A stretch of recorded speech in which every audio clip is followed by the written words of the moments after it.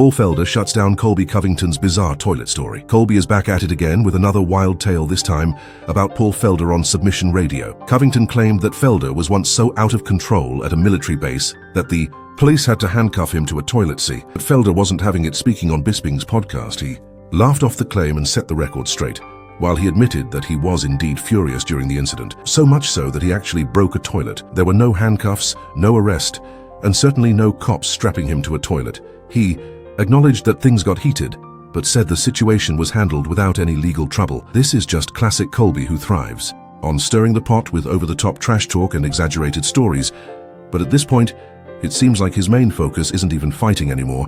His attention has shifted more toward politics and maintaining his persona outside the cage after 3 failed title shots and a recent doctor stoppage loss. His future in the octagon looks more uncertain than ever. You can almost see Colby start laughing when he starts saying that I was tied to a toilet with handcuffs at the base, because he knows that that part is completely made up. And you know what?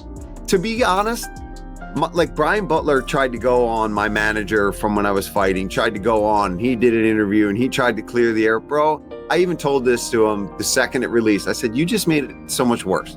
The fact that you're out there trying to do damage control, trying to even fuel this fire is exactly what he wants. That's all he's doing. He's just being Colby Chaos Covington. No, I broke a toilet. I broke a toilet by myself in my room because I was mad. And then they came to my room to calm my ass down. I calmed down. I moved rooms. I signed the toilet seat the next day as a plaque to my time there at the joint base. I could, if I see Colby, there's nobody's getting slapped in the face. Nobody's. No. I'm just gonna look at him like. MAR analyst Den Thomas disagrees with the idea of Sean Brady fighting Ian Gary next. He completely dismisses the matchup, questioning why Brady would take a step backward when he just beat the former champ Leon Edwards, who was ranked #1. Instead, Thomas believes Brady should wait for the outcome of Belal Muhammad versus Jackdia Matalena, and even consider facing the winner of a potential Belal versus Shavkat Rakhmonov fight if Muhammad gets past JDM break. Made a massive statement by becoming the first fighter to ever finish Leon Edwards inside the cage. However, the reason he isn't guaranteed the next title shot is simple. Belal Muhammad already finished him. That loss still looms over Sean's title aspirations, and with Belal now facing a dangerous JDM, the welterweight division is at a pivotal moment. The weight class is stacked with incredibly talented contenders, with the likes of Shavkat Ranov, Wen Buckley, Sean Brady, JDM, Carlos Paredes, Ian Gary, and let's not forget the OGs Colby Covington. Kamaru Usman and Leon Edwards are not finished. A lot of people think Shavkat Rakhmonov's going to fight the winner of that fight, given he was the one supposed to fight Belal. Where does Sean Brady fit in that equation? Because I know he wants to fight for the title, and it feels like a lot of people are suggesting Ian Machado Gary, which I don't like. Him fight Ian Machado Gary? Why would he go backwards like that? Like, was it like Leon was ranked #1? Why would he have to go back and fight Ian Machado Gary?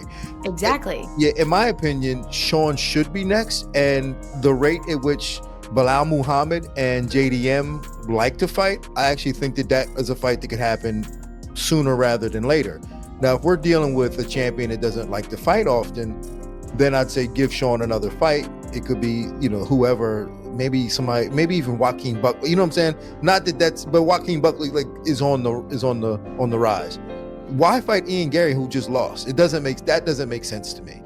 But I think also too, who knows when Shavkat's going to be healed up? So you just never know. Jon Jones recently walked into the gym and effortlessly manhandled 2 UFC heavyweight contenders, while the idea of Jones being intoxicated so close to his potential blockbuster bout against Tom Aspen might be concerning the fact that he raged all top-tier heavyweights while drunk is far more intriguing. His Dogani training partner Shamil Gamzatov shed some light on Jones's current condition and mindset, while also revealing a rather unusual moment from a recent sparring session. Speaking with Russian outlet Usha TAA, Gamzatov shared that Jones showed up to training visibly drunk on a day when Greg Jackson and the team had arranged for 2 UFC heavyweight fighters to help him prepare. Despite being intoxicated, Jones reportedly dominated them with ease, particularly in grappling exchanges. Though Gamzatov refrained from naming the fighters, he inadvertently dropped a clue about one of them. Quote, "John is in great shape. He never misses training and looks like his old self." The other day was funny. He walked in clearly drunk and insisted on sparring right away. That day there were 2 heavyweight guests at the gym. Both of them fight in the UFC, you know them. The coaches had brought them in to help JN train, and one of them happens to be a good friend of mine. Long story short, Jon went in and destroyed both of them, without breaking a sweat, especially when it came to grappling. He was absolutely lethal. He didn't even try to keep it competitive, and it was an insane end. Quote, given that Gamzatov referred to one of the fighters as his close friend, it's highly likely he was talking about Alexander Volkov, a longtime training partner of his from Russia, and someone he regularly spends time with outside of the gym, it appears. Jones may be revisiting some of his old unconventional fight preparation methods. How this will impact a potential showdown with Tom Aspinall remains to be seen, if the fight even materializes. What do you think about this fight? Do you think Jones can end his legendary career by defeating the incredibly talented Tom Aspinall? Leave your comments below. In a recent appearance on Ariel Helwani's show, Jorge Masvidal dropped a shocking bombshell claiming that Colby Covington has started using drugs. The revelation caught many by surprise, especially considering Covington's reputation as a relentless hard worker known for his commitment to maintaining great cardio and staying in shape without taking shortcuts, despite the animosity surrounding Colby. One thing that has always been respected about him is his work ethic. He's never been oversized for his division and has chosen not to cut down to 155, which he stated would be an easy task for him. Mazal, however, didn't specify what drugs Colby is allegedly using, but called out both him and Leon Edwards for a... Right now, if I get a fight with like Leon, another real fighter, I would do it, you know? What I mean by real, I mean that he's an actual fighter by trade, not this fucking influencer fuck. Yeah, so Leon's at the very top of the list. That's the one. Leon's ass, Chaz Colby, always. I see him, that's another one too. Bah, bah. Wherever I see that guy, bah. Did you see it? Did you see his last fight against Buckley? I saw the highlights of it. I didn't see the entire, but I saw the highlights of it. I liked it, but he busted his ass up. Were you surprised? Nah, I wasn't surprised. He's doing a lot of drugs and shit from what I hear, man. It's just catching up. Carter's God-given ability, he had the only thing he had. He snorted it away. Colby. Yeah. Wow. Do you believe Masvidal's wild claims? Leave your comments.